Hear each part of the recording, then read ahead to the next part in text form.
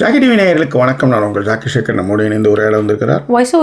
இது வந்து ஒரு மூவி டிஸ்கஷன். ஆக்சுவலி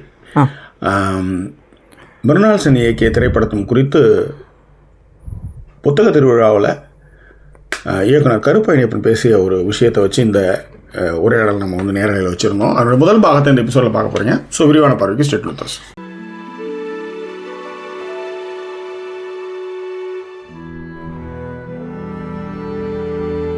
எங்களை தொடர்ந்து ஆதரிக்கணும்னு நினைக்கிறவங்க டிஸ்பிளேல இருக்கிற டீட்டெயில்ஸ் மூலமாக உங்களுடைய சப்போர்ட்டுகளை எங்களுக்கு கொடுங்க. சப்போர்ட் பண்ணும்பொழுது ஃப்ரெண்ட்ஸ் அண்ட் ஃபேமிலிங்கிற கேட்டகரியில் சப்போர்ட்டுகளை கொடுங்க. இன்றைக்கி லைவில் நமக்கான சப்போர்ட்டுகளை எப்போதும் போல் வந்து கொடுக்கும் சாஸ்தா அவர்களுக்கு வந்து thank you so much for your love and support Sastha. Right. இது வந்து நாகப்பட்டினத்தில் ஒரு ஸ்பீச், கருப்பழனியப்பன் அவருடைய ஸ்பீச். இந்த ஸ்பீச் வந்து நான் கொஞ்சம் முன்னாடியே உங்களுக்கு போட்டிருக்கணும், பட் ஆனால் அதை வந்து நான் வந்து பண்ண முடியல, வேலை இருந்தது. பட் இப்போ நம்ம சொல்லலாம், ஒன்றும் பிரச்சனை இல்லை. அந்த நாகப்பட்டினம் புத்தக கண்காட்சியில் அவர் பேசின பேச்சினுடைய ஒரு சின்ன ஷார்ட் ஃபார்மை நான் சொல்கிறேன். அதை வச்சு தான் இன்னைக்கு பேச போகிறோம். உண்மையிலேயே அதை கேட்கும்போது நம்ம எவ்வளோ எவால்வ் ஆகி வந்திருக்கோம்.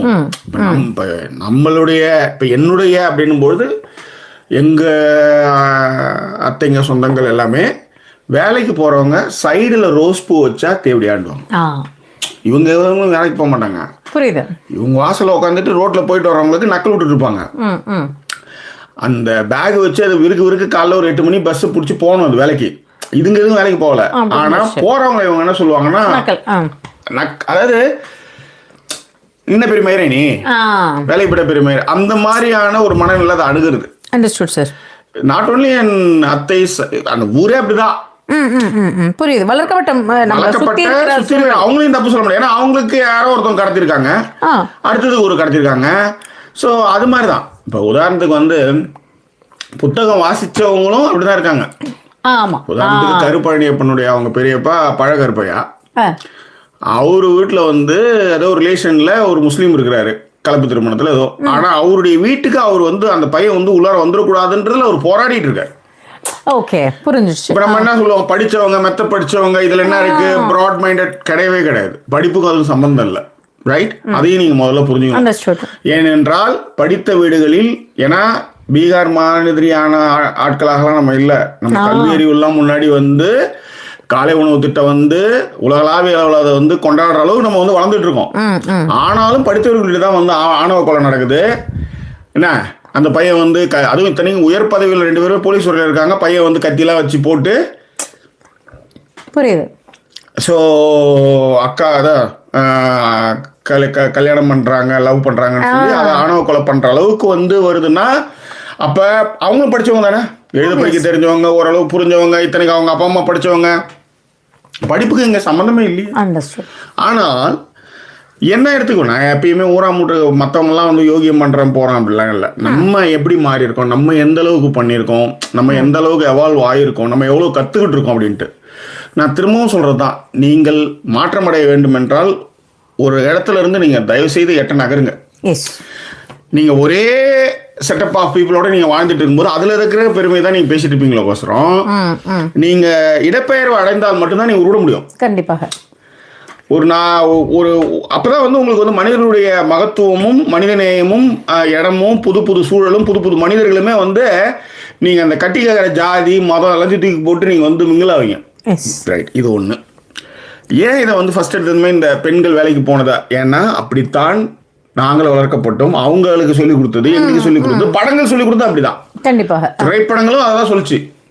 பட் மறுமலர்ச்சியாக கலைஞர் மாதிரியான ஆட்கள் உள்ளார வந்து, அண்ணா மாதிரியான ஆட்கள்லாம் வந்து படங்களில் வந்து திராவிட கருத்துக்கள், சித்தாந்தங்கள், பகுத்தறிவான விஷயங்கள், அம்பாள் என்னைக்கிட்ட பேசினா அப்படின்னு பேசுனது வந்து 1950களில் பேசியிருக்காருன்னா எப்போ யோசிச்சு பாருங்க. அப்படிப்பட்ட ஒரு எவால்வ் ஆகி தான் இன்னைக்கு வந்து இவ்வளோ தூரத்துக்கு நம்ம வந்திருக்கோம். ஸோ கற்றுக்கணும், அதை இம்ப்ளிமெண்ட் பண்ணணும். இப்போ எத்தனை பேர் வந்து படித்தவங்க அத்தனை பேருமே என்ன பண்ணுவாங்க, என் ஜாதியில் தான் கல்யாணம் பண்ணணும், என் மதத்தில் தான் கல்யாணம் பண்ணணும், எவ்வளோ பேர் இருப்பாங்க. ஆனால் நம்ம என்ன சொல்கிறோம், வி டிக்ளேர், அவளுடைய வாழ்க்கை, அவளுடைய முடிவுகள், அவளுடைய எல்லாமே அவளுடைய முடிவுகள், வி ஆர் சப்போர்ட்டட் ஹர், அவ்வளோதான். இப்போ இந்த ஸ்டேட்மெண்ட்டை வந்து இங்கே வீடியோ பார்த்துட்டு இருக்கவோ எத்தனை பேர் அதை ஃபாலோ பண்ணுவாங்கன்னு தெரியாது. கண்டிப்பாக. ஒரு மகிழ்ச்சியான ஒரு செய்தி இந்த இடத்துல நான் பகிர்ந்துக்கிறேன். ஒரு தீவிர மதப்பற்றாளர் வீட்டில் ம் அந்த பொண்ணு வந்து ஒரு வேற்று மதத்தை சார்ந்த ஒரு பையனை கல்யாணம் பண்ணுறாங்க. அதுக்கு அந்த அம்மா வந்து சொல்கிறாங்க, ஆ ஒரே காரணம், இந்த ஃபர்ஸ்ட் எனக்கு பிடிக்கல, அது ரொம்ப நேர்மை, அந்த நேர்மை எனக்கு பிடிச்சிருந்தது. அப்புறம் கொஞ்சம் கொஞ்சமாக அதை யோசிக்கும் போது பிள்ளையோட சந்தோஷம் தான் முக்கியம் அப்படின்னு சொல்லி உங்களுடைய வீடியோக்கள் காரணமாகத்தான் நாங்களே மாறணும். ஸோ கல்யாண டேட்லாம் அறிவிக்கும் போது நீங்கள் கண்டிப்பாக கலந்துக்கணும் அப்படின்னு சொல்கிற அளவுக்கான விஷயமாக, அதாவது 8 சொரக்கா கறி கொதவாதுன்றதை விட நம்ம தொடர்ந்து இந்த மாதிரியான கருத்துக்களை பேசும்போது அது ஏதோ ஒரு இடத்துல அது வந்து யாரோ ஒரு மனசுல அது வந்து ஒரு பெரிய மாற்றத்தை உருவாக்குது. இதுதான் இப்போ இந்த இம்பாக்ட் கிரியேஷன்ஸ் தான் நாம வந்து தொடர்ந்து பண்ணிட்டு இருக்கோம். இப்போ எனக்கு வந்து நாங்க 2 பேரும் லவ் பண்ணும்போது எங்களுக்குள்ள ஒரு நிறைய பொசசிவ் இருந்தது. இவங்க வந்து ஒருத்தவங்க வந்து சொல்லுமா அப்படின்ட்டாங்க, எப்படிமா சொல்லலாம் அப்படின்ட்டு. ஏனென்றால் நான் ஒரு கிராமத்துல இருந்து இந்த மாதிரியான சிச்சுவேஷன்ல இருந்து வந்தவங்க. ஓகே, நைட்டி தான் போடணும், நைட்டி போடக்கூடாது, புடவை தான் கட்டணும். அதாவது நைட்டு ஃபுல்லா நைட்டில இருந்துட்டு கீழே இறங்கும்போது புடவை கட்டு வருவாங்க. கோலம் போறதுக்கு அப்படிதான் வருவாங்க. இப்படிதான் நான் அப்படிதான் இடத்துல தான் நான் வந்திருக்கேன். ஆக்சுவலி அது எவ்வளவு கஷ்டம் அப்படின்றது அது அது அனுபவங்கள் தான் புரியும். உதாரணத்துக்கு வந்து பொம்பளை வேஷம் போடும்போது ஃபர்ஸ்ட் வந்து இந்த மாதிரிலாம் ஒரு செட்டப் ஒன்று ரெடி பண்ணோம், ஒரு ஒத்திசைவுக்காக பண்ணும்போது. அப்போதான் அந்த ஜாக்கெட்டு பிராலாம் போட்டு கொட்டாங்குச்செல்லாம் வைக்கும்போது அதனுடைய கஷ்டம், இதையாடா போட்டு இப்படி இருக்கிட்டு இருக்கு, இது எப்படா அவளை கட்டிக்கிட்டு அப்படின்ற மாதிரி. அப்போ அதான் அந்த அந்த விஷயமே அப்போதான் அவங்களுக்கு புரிய ஆரம்பிக்குது அந்த கஷ்டம் என்ன அப்படின்ட்டு. ரைட். ஸோ இந்த மாதிரியான ஒரு சிச்சுவேஷன்ல இருந்து வந்ததுனாலையும் அந்த பெண்ணுன்னா வந்து வந்து நம்ம கிட்ட தான் இருக்கணும், வேற யார்கிட்டையும் பேசிடக்கூடாது, அவங்க வந்து அப்படிதானே கதைகள், அப்படிதானே படங்கள், அப்படிதானே. அப்ப அந்த மாதிரியான சிச்சுவேஷன்ல இருக்கும்போது அதை மாற்றும் விதமான விஷயங்களை வந்து என்னுடைய துணைவியார் மனைவியார் அவங்க வந்து அதை செய்யறாங்க. ஒண்ணுதான், அது வேற வேறதான், ஒண்ணு எல்லாம் ஒண்ணுதான், இதுவரையிலும் ஒண்ணுதான் சோஃபார். அப்படியேதான் இருக்கும், வேற வழியும் கிடையாது. புரியல எனக்கு. இல்ல மேடம், அப்படியேதான் இருக்கும், வேற வழியும் இல்லைன்னு அதுல எதுவும் வருத்தம் தெரியும். வருத்தம் இல்ல மேடம், ஃபேக்ட் இதை சொல்றேன் நான். ஸோ இப்படி போயிட்டு இருக்கும்போது ரைட், ஃபைன், குட். ஸோ அப்ப என்ன ஆகுதுன்னா இந்த மாதிரியான சச்சரவுகள் ஒரு 3 வருஷங்களுக்கு வந்தது. உண்மையிலேயே சென்னை வந்து ஒரு பொண்ணுடைய அருகாமை, ஒரு பொண்ணுடைய காதல், அதற்கு முன்பான காதல்லாம் இருந்தது, இவ்வளவு டீப்பாலாம் போல இருந்தது, அவ்வளவுதான். பெரிய பழக்கங்கள் ரொம்ப க்ளோஸ் ஆகலாம். இப்போ க்ளோஸ் ஆகும்போது அந்த ஒரு ஆணோட பேசுறது பழகிறதே வந்து அடிமடியில பக்குன்னு இருக்கிற மாதிரி, பக்கிங்கிற மாதிரி, பக்குன்ற மாதிரி இருக்கும் ஒரு ஃபீல். ஏன்னா எனக்கு கல்வி அறிவு பெருசா கிடையாது. நான் வெறும் 10th 12th இவ்வளவுதான், பெருசா படிப்பறிவு கிடையாது, இன்ஸ்டிடியூட் ஃபீல், பெரிய சொத்து கிடையாது. சொல்லுங்க, நீங்க சொல்லுங்க. இன்னொரு விஷயமா சொல்லணும்னா, ஒரு ஆஃபீஸ் என்விரான்மெண்ட்டோ, ஒரு பெண் ஆண் இருந்து ஒரு கோயட் மாதிரியான ஸ்கூலோ இல்ல ஒரு ஆபீஸ் என்விரான்மெண்ட்டோ ஜாக்கி கிடையாது. ஐயோ, கோயடுன்னு எத்தனை வரீங்க பாத்தீங்களா ஒரு கதையை நீங்க. அது சரி விடுங்க, ஃபர்ஸ்ட் ஸ்டாண்டர்ட் படிச்ச கதையா?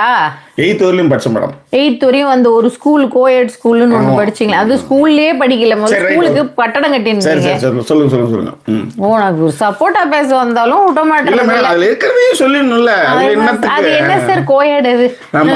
சரியா, ஒரு பொண்ணு இருந்தது, அது சரி இல்ல, அது எல்லாருமே ட்ரை பண்ணி, எனக்கு அப்படி பிடிக்காது, எல்லாரும் ட்ரை பண்ண தனித்துவமா நம்மளுக்கு. அந்த பொண்ணோட அம்மாவும் கூட வந்து ஒரு தடவை வந்து அந்த அம்மா லைக் நீங்க சொன்ன பொண்ணு வந்து உங்கள்ட்ட இன்ட்ரடியூஸ் பண்ணிக்கிட்டாங்க கடலூர்ல. அதனால ஸோ என்ன சொல்ல வந்தேன்னா, ஆஃபீஸ் என்விரான்மெண்ட் எல்லாம் இல்லை. அப்போ இவங்க ஒரு காலேஜில் ஒர்க் பண்ணும்பொழுது நிறைய மாற்றம் இருந்தது ஜாக்கெட். ஏன்னா அப்போ தான் வந்து காலேஜில் இவங்க கூட வந்து ஒரு பொண்ணு பழகிட்டு இருந்தாங்க. அவங்களும் இவங்களும் வேலை செய்யும்பொழுது அந்த விஷயங்கள் எப்படி வேலை செய்கிற இடத்துல இப்படி இருக்கலாம் அப்படிங்கிற ஒரு விஷயங்கள்லாம் நிறைய மாறினதுக்கு அவங்களும் ஒரு முக்கியமான காரணம். ஆஃபீஸ்ல வேலை செய்யறவங்க, ஆஃபீஸ்லயே பழகிறவங்கள இன்னமும் இதே மாதிரியான நான் சொல்ற விஷயம் சொல்லி முடிக்கிறேன். இது நீங்க சொல்றதெல்லாம் கரெக்ட் தான். இருந்தாலும் இதற்கு முன்பாக படங்கள்லையும் திரைப்படங்கள்லையும் கதைகள்லையும் படித்தாலும் கூட அதான் தியரி படிக்கலாம், ப்ராக்டிக்கல் ரொம்ப கஷ்டம். ஸோ அப்போ வந்து என்னன்னா அது அந்த புரிதல் வந்து அப்போ ரொம்ப ரொம்ப கம்மியாகவே இருந்தது.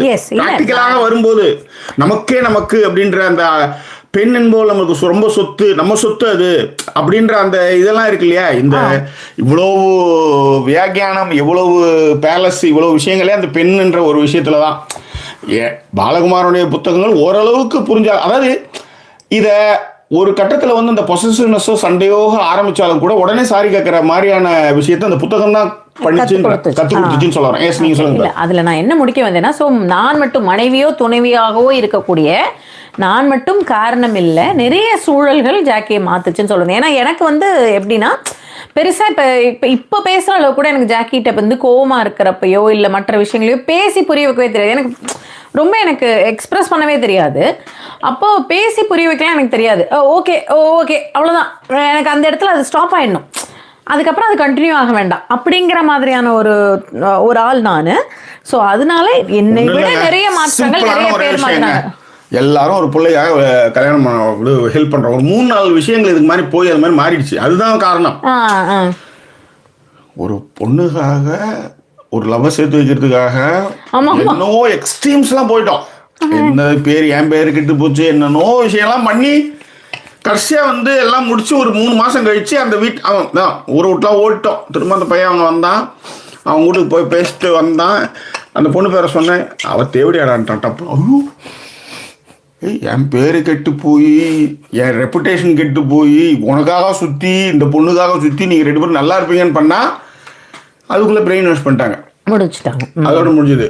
Right, understood. ரைட், அந்த பையன் இருந்துட்டான், அது வேற விஷயம். ஸோ இது ஒன்று, இது ஒரு சம்பவம். 2வது சம்பவம் என்னன்னா, ஒரு காதலர்கள் 2 பேர் டீப் லவ், இவங்களுக்குலாம் ஹெல்ப் பண்றதுக்கு இவங்க அந்த படகு அந்த பக்கம் அவங்க பேசிருக்காங்க, நாங்கள் இந்த பக்கம் பேசிட்டு இருப்போம்.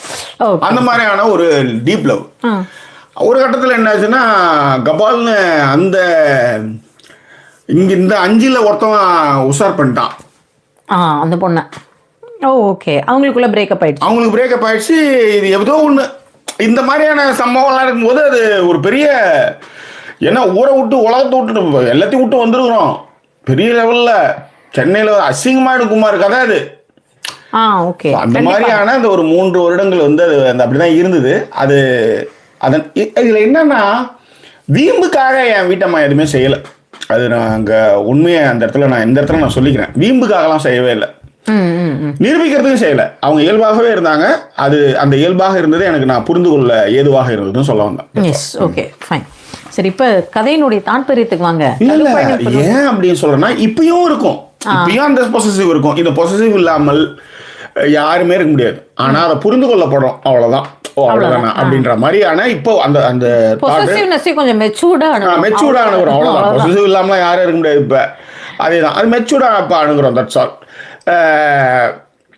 யாரையெல்லாம் நான் நிராகரித்தேனோ, யாரையெல்லாம் சண்டை, அவங்க கூட நான் இப்ப பேசிட்டு இருக்கேன்.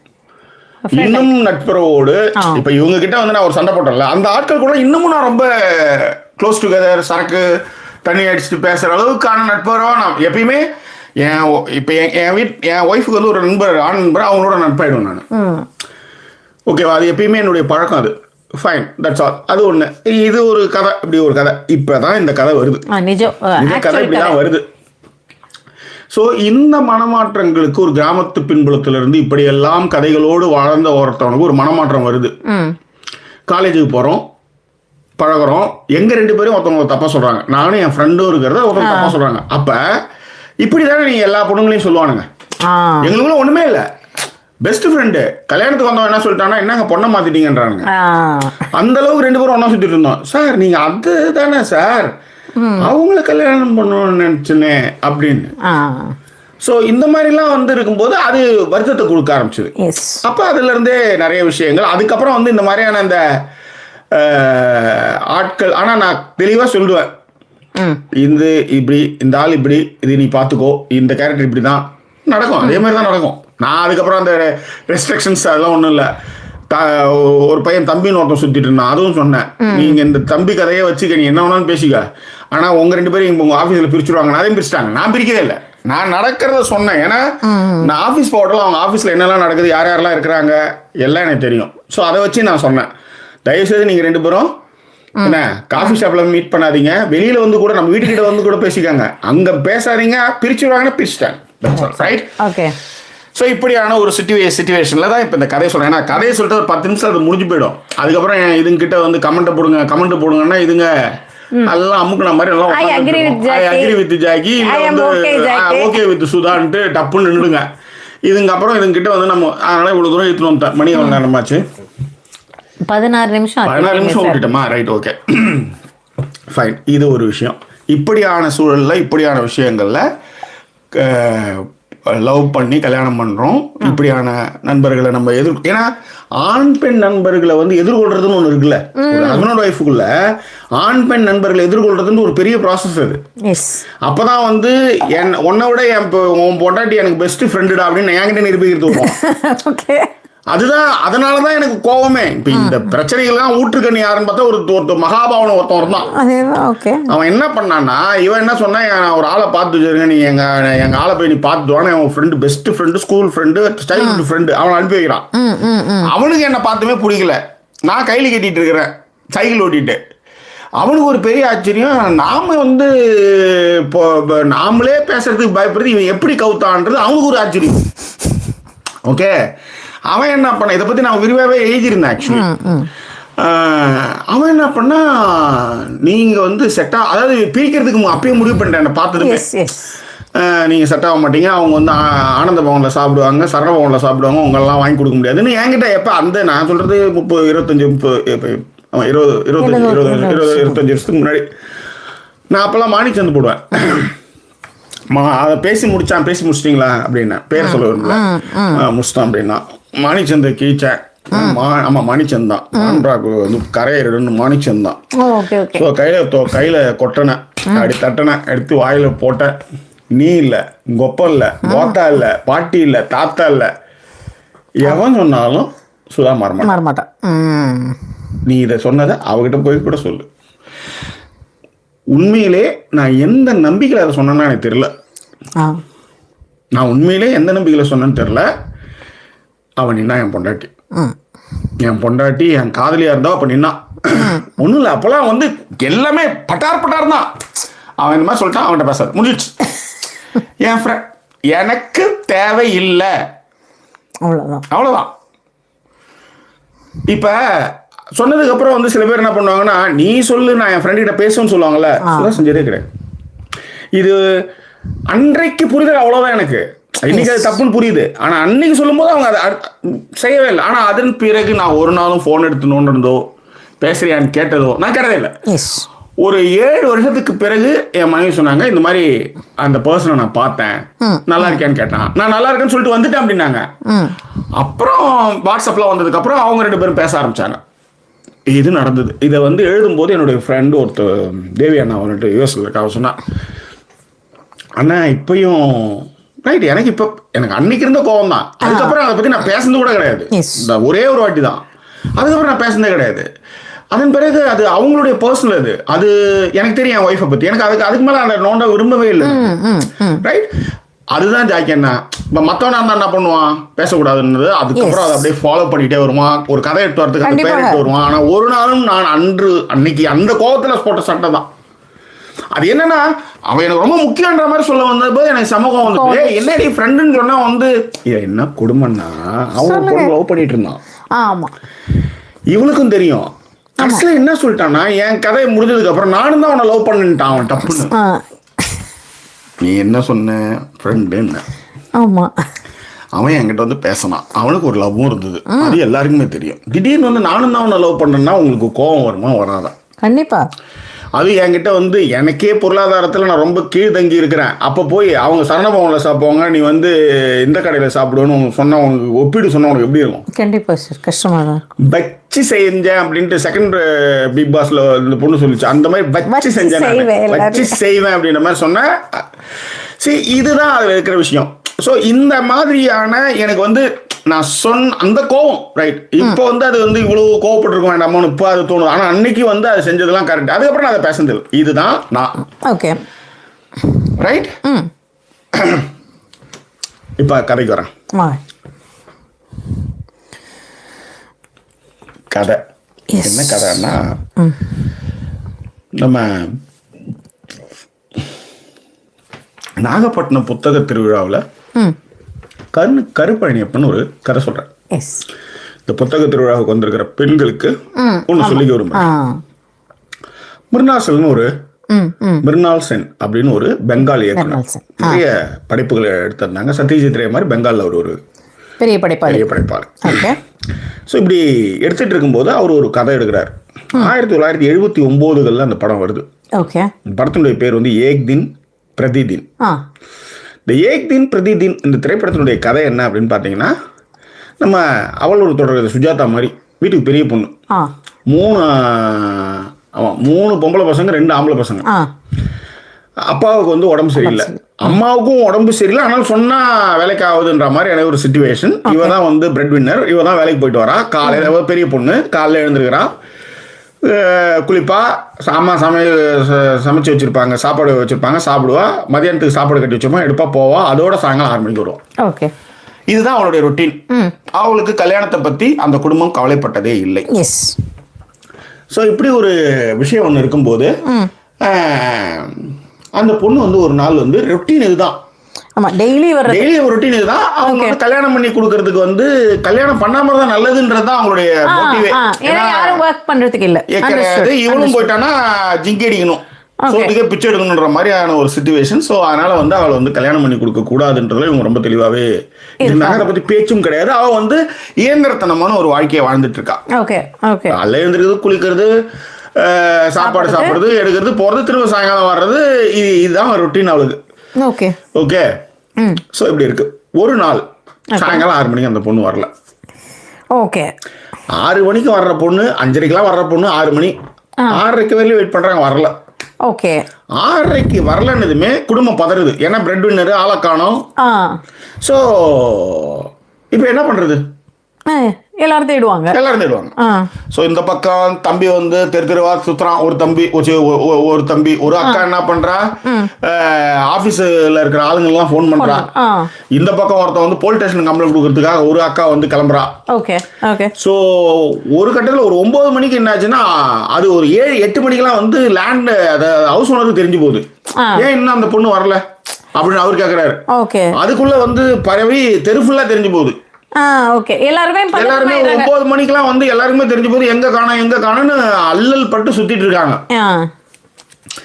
அதன் பிறகு ஒரு 10:30 மணிக்கு 3ஆவது தெருல ஒருத்தன் வரான். என்ன டெய்லி வர பொண்ணு காணாம எங்க போயிடுச்சா அப்படின்னு வந்து கேட்டு போறான். அதாவது அவன் 10:30 மணிக்கு வந்து 10 மணிக்கு சாப்பிட்டுட்டு தூங்கணும். ஆனா அவன் வந்து இங்க வந்து யோகி மேர வந்து அவன் பொண்ணு காணாம, டெய்லி 6 மணிக்கு வர பொண்ணு காணாம என்னாச்சு அப்படின்னு கேட்டு போறான். ஸோ ஒரு பொண்ணு வந்து 6 மணிக்கு மேல வரலன்னதுமே வீடு பரபரப்பாகுது. எல்லாரும் ஓடுறாங்க. தம்பிக்காரன் வந்து போலீஸ் ஸ்டேஷன்ல போய் தேடுறான். செத்து குத்து கிடக்குதான் ஆக்சிடென்டான கேஸை போய் போலீஸ் ஸ்டேஷன்ல தேடுறான். ஹாஸ்பிட்டலுக்கு ஓடுறான். ஒரு தம்பி வீடே கலாபரமாகின்றது. தேடி தேடி பார்த்துட்டு டயர்டு எல்லாம் தூங்கிடுறாங்க. நைட்டு பூரா வரல. அதான் மேட்ரு.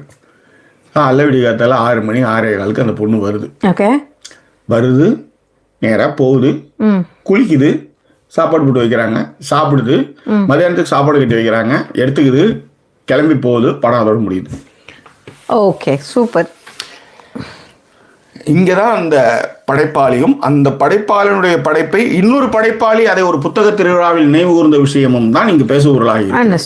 ஏன் இதை நான் வரேன் அப்படின்னா, இது நான் எப்படி ஒரு கிராமத்து பின்புலத்திலிருந்து இந்த கேள்விக்கு நம்ம என்ன எவ்வளவு கேள்வி இருக்கு. இப்படி ஒரு படத்துக்கு வந்து நம்ம என்ன நம்ம ஊர்ல என்ன நடக்குது, எங்க போனா அங்க அன்னைக்கு மொனத்தெருல புக்கு கொடுக்குற மாதிரி நான் பார்த்தேன். புக்கு கொடுக்கும்போது அவன் கை பட்டுச்சாங்க.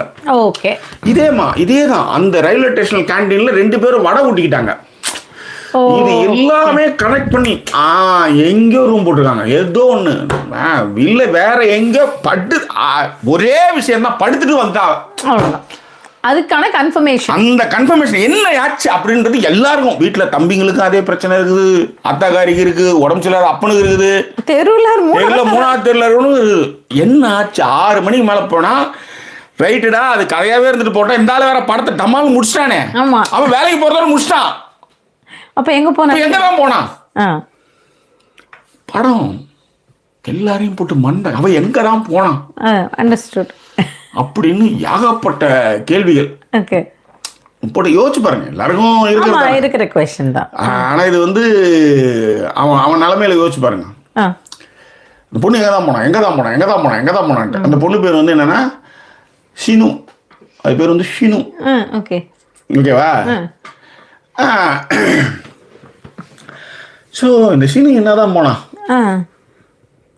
இப்போ படம் முடிஞ்சிச்சு. இப்போ யார்கிட்டையும் கேட்க முடியல. பத்திரிகையாளர் சந்திப்பு நடக்குது. எல்லாம் ரவுண்டு கட்டானுங்க. ஷினு 6 மணிக்கு மேலே எங்கே போனான், என்ன வந்தான்? டைரக்டர் உட்காந்துருக்காரு, கேட்குறாங்க ஷினு என்னதான் பண்ணா, 6 மணிக்கு மேலே எங்கே போனான்? ஏன்னா பத்திரிக்காரர் எல்லாருமே ஆம்பளை தானே, அவங்களுக்கும் இதே கதை தானே. மொத்த ஃபிளைட் வச்சு பாடும்போது மச்சான் பிரா பார்த்து பின்னாடி பார்த்தல நல்லா பா அப்படி இறங்குது மச்சான். இப்போ எதுக்குது இந்த பா கழுத்து, எதுக்கு? அதுக்குதான். ஸோ இந்த கான்வர்சேஷன்லாம் இதெல்லாம் நடந்திருக்கு ஊர்ல, இதெல்லாம் நடந்திருக்கு. அதுதான் இந்த இடத்துல நான் சொல்ல வரேன். இது வந்து ஒரு செருப்பு கட்டி அடிச்ச மாதிரியான ஒரு விஷயமா தான் நான் அதனால இதை பேசணும்னு நினைக்கிறேன். எனக்கு வந்து ஒரு விஷயத்தை நான் புரிஞ்சுக்கிட்டு அப்படி நீங்க என்ன ட்ரீட் பண்ண எனக்கு பிரச்சனையே கிடையாது. I want to know the real point. Okay, எங்க நம்ம வந்து மிஸ் ஆகிருக்கோம் அப்படின்ட்டு. டிஸ்க்ளைமர்னு ஒரு மினி சீரீஸ் ஓகே, ஆப்பிள் டிவியில் இருக்கு. நான் கூட அதை பற்றி பேசியிருக்கேன். நண்பர்களே, உங்களுக்கு பெண்களை பற்றிய ஒரு கற்பிதம் இருக்குல்ல, அந்த கற்பிதத்தோட தான் அந்த வெப்சீரிஸை நீங்கள் அணுகுவீங்க. ஆனால் உங்களை செருப்பு கட்டி காரி மூஞ்சில் துப்புற மாதிரி அந்த படத்துடைய அந்த சீரீஸுடைய கிளைமாக்ஸ் முடியும். அதையும் நம்ம ஒரு தடவை பேசுறோம். அந்த அதில் இருக்கிற ஷார்ட் எல்லாமே பார்த்தா அப்படிலாம் உள்ள மாதிரி உன் மண்டையில தான் அது மாதிரி அப்படின்ற மாதிரி உன் மண்டையில இருக்கிறது எல்லாம் மண்டையில இருந்தால் அப்புறம் எப்படி அது அப்படின்ற மாதிரி இது நம்மளுக்கு கேள்வி இருக்குன்னு வச்சுக்கோங்களேன். மியூட் ஆயிடுச்சு. ஆமாம், மியூட் ஆயிடுச்சு. That's it. ஸோ இப்போ பத்திரிகை சந்திப்பு எல்லாருக்கும் ஒரு ஆர்வம். ஏன்டா இப்படி படத்தை முடிச்ச, ஏதாவது ஒன்று சொல்லணும் ஒரு படம்னா. கண்டிப்பா. ஆக இந்திய மனநிலை இப்படி ஒரு படம் முடிச்சா அவனும் மண்டே பிச்சுக்கு சாவானே நினைச்சு மிருனால்சன் அதை வச்சிருக்காரு. ஒரு ஸ்டார்ட் ஸ்டோரி தான் அவர் எடுத்திருந்தாரு. ஓகேவா? ஒரு நாவலை அவர் வந்து திரைப்படமாக மாற்றிருந்தாரு. இப்போ என்னாச்சு கேட்குறாங்க அவர்கிட்ட. இப்போ ஒரு பையன் கேட்டானா, எனக்கு தெரியாது, இப்போ கருப்பாயனப்பன் சொல்கிறத நம்ம உங்ககிட்ட சொல்கிறோம். அந்த பையன் கேட்டிருக்கான், ஷினு என்னதான் பண்ணா, எங்கதான் போனா 6 மணிக்கு மேலே ஊர்மையை போயிட்டாளாவ? அப்படிதான் கேட்கல. ஆனால் ஆர்வம் இதுதான், எங்க போனோம் அப்படின்னு கேட்கலாம். அது மிருனால்சன் சொன்னாராம், இயக்குனர் எனக்கே தெரியாது அப்படின்ட்டாராம். இது இன்னும் கொடுமை.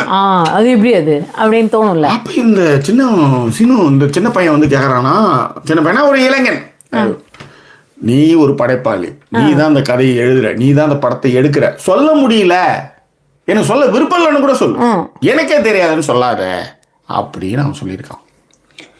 அப்பொழுது மிருனால்சன் சொல்றாரு, நான் தான் அந்த கதையின் நாயகியுடைய சிருஷ்டி, நான் தான் அந்த கதையை பாத்திரத்தை உருவாக்கினேன். ஆனாலும் அந்த பெண் கதாபாத்திரத்தின் அந்தரங்கத்தை அறிந்து கொள்ள எனக்கே உரிமை இல்லைன்னா. யோசிச்சு பாரு எப்படி இந்த நான் சொல்ல வர்றது வந்து இந்தியா மட்டும் இல்லை, உலகம் எங்குமே இந்த கேள்விகள் மேலே இப்ப இல்லைன்னாலும் கூட அன்னைக்கு இது திஸ் இஸ் இட் ரைட். அது காலுக்கு நடுவில் தான் போய் நிற்கும். ஃபைனலி அது it's going to the end. அதுதான் அங்கே தான். ஸோ அந்த அந்தரங்கத்தை அறிந்து கொள்ள எனக்கு விருப்பம் இல்லை, உடன்பாடு இல்லை. அது அவளுடைய அந்தரங்கம், அந்த சினுவோடைய அந்தரங்கம். அது என்ன வேணாலும் பண்ணிட்டு போவா. இப்பதான் வந்து அந்த படைப்பாளியை அறிமுகப்படுத்திய கருப்பழிப்புன்னு ஒரு மெசேஜை வந்து புத்தக கண்காட்சிக்கு வந்த பெண்களுக்கு சொல்றாரு. இப்ப 6 மணி டெய்லி ஒர்க் போன ஒரு பொண்ணு ஒரு 6 மணிலேருந்து 9-10 நைட்டு ஃபுல்லாக வரல. இப்போ இது என்னெல்லாம் காரணங்களாக இருக்கும் நீங்கள் யோசிச்சு பாருங்க. இதுக்கு உடனே நீங்கள் என்ன பண்ணுவீங்க, 3வது தெருவில் ஒருத்தன் வந்து பாக்கியா புக்கு கூடும்போது கைப்பட்டுச்சு, அது வந்து டேஸ்ட் நல்லா இருக்கான்னு பாருங்க, ஃப்ரெண்ட்லியாக கூட ஊட்டிருக்கலாம் ஃப்ரெண்டுக்கு. இங்கே எல்லாமே இந்த பார்வைகள் எல்லாமே என்ன ஆகும் அப்படின்னா அவங்களுடைய ஜுவுன்னு போவோம். Right, fine. ஸோ அப்போ அவர் சொல்கிறாரு, இவங்க தாட் எல்லாமே 6 மணிக்கு மேலே என்னவோ ஒன்று பண்ணி ரூம் போட்டு ஏதோ மேட்ரு பண்ணிட்டு வந்தால் தான் எல்லாருமே நினைப்பாங்க. ஆனால் அவர் சொல்லலை, நான் சொல்கிறேன். கருப்பையனை சொன்னது என்னன்னா, 6 மணிக்கு மேலே அந்த பொண்ணு எங்கே வேணாலும் போயிட்டு இருக்கும். அவ்வளோதான். உனக்கு என்ன பிரச்சனை? இந்த பொண்ணு எங்கே வேணாலும் போயிட்டு வருது, அம்மா ஆடிட்டிங் ம் இந்த ஃபைல் ஃபுல்லாக முடிச்சாகணும். நைட் அண்ட் டே இன்னைக்கு நைட்டு என்ன பண்ண தெரியாது, இதை முடிச்சுட்டு தான் நீங்கள் எதாவது பார்க்கணும். சொல்லியிருக்கலாமா ஆஃபீஸில்? கண்டிப்பாக சொல்லியிருக்கலாம். ஏன்னா பிரெட் வின்னரு இந்த வேலை, இதெல்லாம் நான் கற்பனையில் பேசுறது பாசிட்டிவ் சைட். எடுத்ததுமே எல்லாரும் யோசிக்கிற மாதிரி தான் நானும் யோசித்தேன், எல்லாரும் யோசிக்கிற மாதிரி நானும் யோசிச்சிருப்பேன். ஆனால் என்ன, நாம எவ்வளவு வந்திருக்கும் பொழுது என்னதான் மெத்த படிச்சிருந்தாலும் இந்த தாட் வராமல் இருக்காது. ஆனால் இதில் பாசிட்டிவ் சைடுன்னு ஒன்று இருக்கு. அது வந்து அவர் சொல்ல, நான் சொல்கிறேன். இப்போ ஆடிட்டர் வராங்கம்மா, இதை ஃபுல்லாக முடிச்சுட்டு தான் போகணும். ஏன்னா பிரெட் வின்னர் அதை முடிக்கலன்னா நாளைக்கு எனக்கு சம்பளம் வராது. என் தங்கச்சி தம்பி எல்லாம் வந்து கையேந்திர மாதிரி ஒரு சிச்சுவேஷன், நானே வேலை தர்ற மாதிரி இருக்கும். முடிச்சிடுறேன் சார். இது ஃபுல்லாக போய் ஒரு 12 மணி 1 மணி ஆகி வண்டிலாம் எதுவும் கிடைக்காம ஆஃபீஸ்லேயே தூங்கி காலையில் எழுந்து வீட்டுக்கு வந்து கிளம்பி போயிருக்கலாம். ஒன்று. ரெண்டாவது, இவங்களுக்கு மிக நெருக்கமான ஒரு தோழி ரோட்டை கிராஸ் பண்ணும்போது ஆக்சிடென்ட் ஆகி அவங்க வந்து வெளியூர்லேருந்து வேலை செய்கிறனால அவங்க ஃபேமிலியெல்லாம் வரதுக்கு லேட் ஆனதுனால ஹாஸ்பிட்டலுக்கு போய் அவளை அட்மிட் பண்ணி அவள் கூடயே நைட்டு ஃபுல்லாக இருந்து வந்திருக்கலாம். இது ஒரு கதை.